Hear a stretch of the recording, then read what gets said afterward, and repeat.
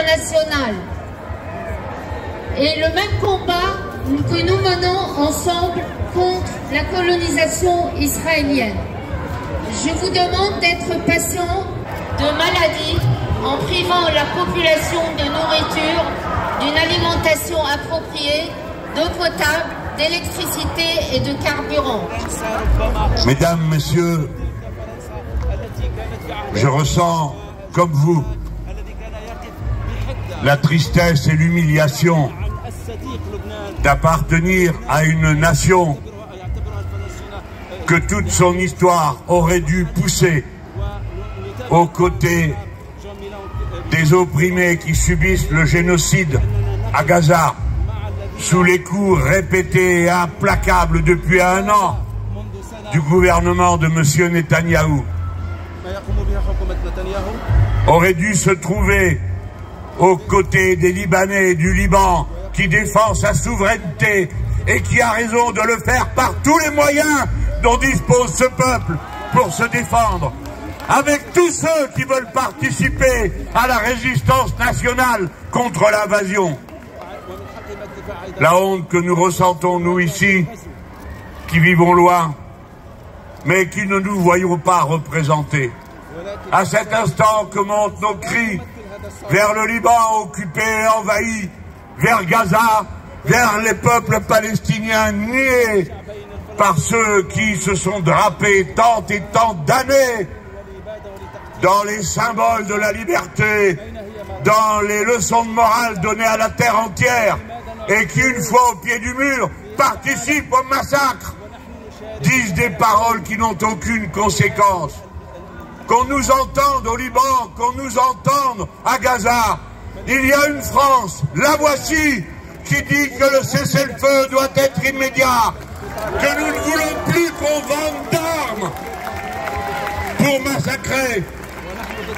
qui disons qu'il n'y a qu'un seul droit international et que dès lors qu'il y a un double standard, cela signifie qu'il n'y a plus ni droit ni standard, mais seulement la leçon de la force.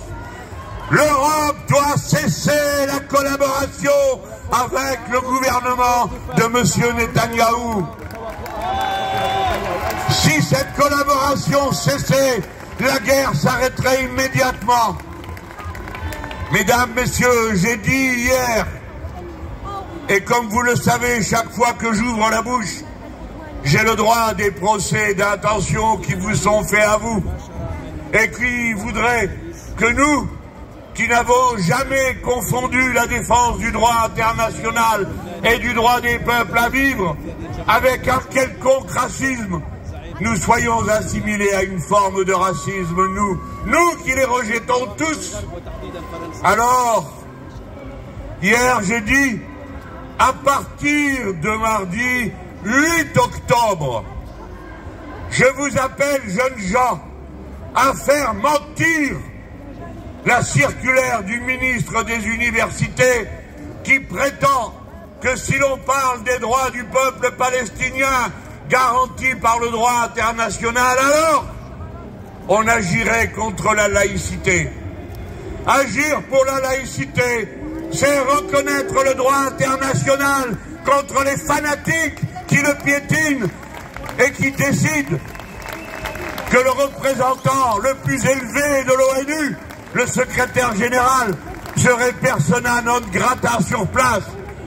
Le secrétaire général de l'ONU représente l'humanité entière et personne n'a le droit de le déclarer hors du champ des droits qui vont à tous les diplomates.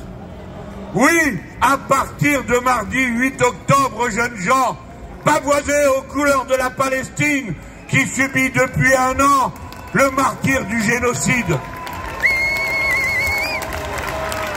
À partir du 8 octobre, pavoisés aux couleurs du Liban, la nation sœur, le peuple ami, dans lequel nous refusons de trier parmi ceux qui résistent à l'invasion. Pavoisés pour montrer que cette France existe, qu'elle est là et qu'elle représente ce qu'on attend d'elle, ce qui fait que de par le monde entier, on peut nous aimer. Au milieu de tant de furie, au milieu de tant d'abandon, au milieu de tant de lâcheté, nous voici, nous les Français, de toutes couleurs, de tous les genres, solidaires avec la Palestine, solidaires avec le Liban, à jamais et pour toujours, quoi que vous fassiez, puissants de la terre, nous serons de ce côté-là, maintenant et à jamais.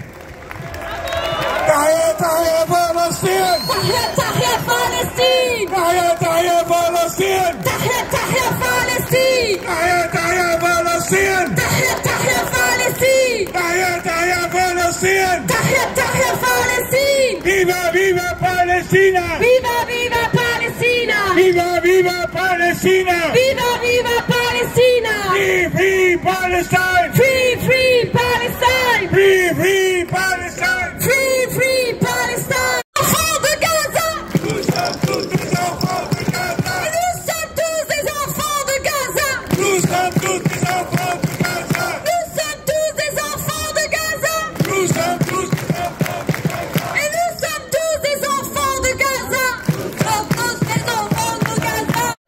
Génocide à Gaza Génocide à Gaza Génocide à Gaza